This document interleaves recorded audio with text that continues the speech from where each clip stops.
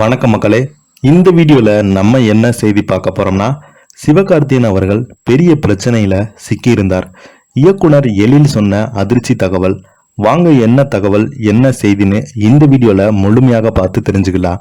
அதுக்கு முன்னாடி நம்ம சேனலை ஃபர்ஸ்ட் டைம் பார்க்குறீங்கன்னா சப்ஸ்கிரைப் பண்ணாதவங்கெல்லாம் சப்ஸ்கிரைப் பண்ணிக்கோங்க. பெல் பட்டன் சிம்பல் அமைக்கி நம்ம சேனலோட நோட்டிஃபிகேஷனை எனபிள் பண்ணிக்கோங்க.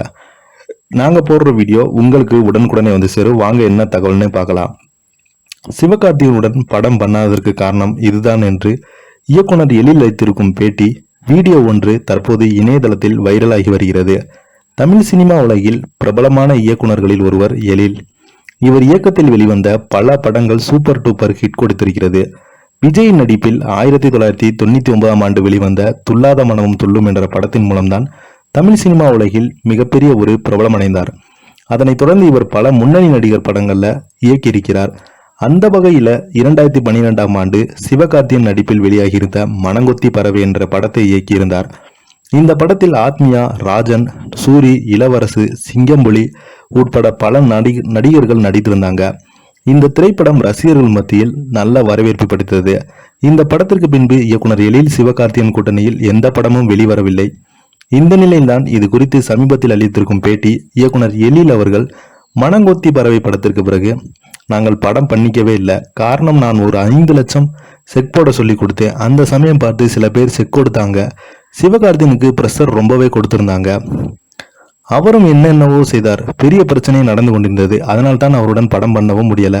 அந்த சமயம் பார்த்து அவர் ஏதோ ஒரு சிக்கல்ல மாட்டியிருந்தாரு. நானும் விமலை வைத்து தேசிங்கி ராஜா படத்தை எடுத்தேன். அந்த சமயம் பார்த்து நான் பணம் கொடுத்த தேவையில்லாமல் பிரச்சனையில் மாட்டிக்கொண்டால் என்ன பண்ணுவது என்று நான் விட்டுவிட்டேன். அப்படியே நானும் படங்கள்ல பிஸியாக இருந்தேன். அவரும் மற்ற இயக்குநர்களின் படங்கள்ல பிஸியாக நடித்திருந்தார். அப்படியே பாதை மாறிவிட்டது. தமிழ் சினிமா உலகில் நுழைந்து குறுகிய காலத்திலே மிக பிரபலமான நடிகரில் ஒருவர் சிவகார்த்திகேயன் திகழ்ந்து கொண்டிருக்கிறார். இவர் நடிப்பில் வெளிவந்த படங்கள் எல்லாமே மக்கள் மத்தியில் நல்ல வரவேற்பை பெற்று வந்தது. அதோடு தற்போது கோடிகளில் சம்பளம் வாங்கும் நடிகரில் ஒருவராக சிவா இருக்கிறார்.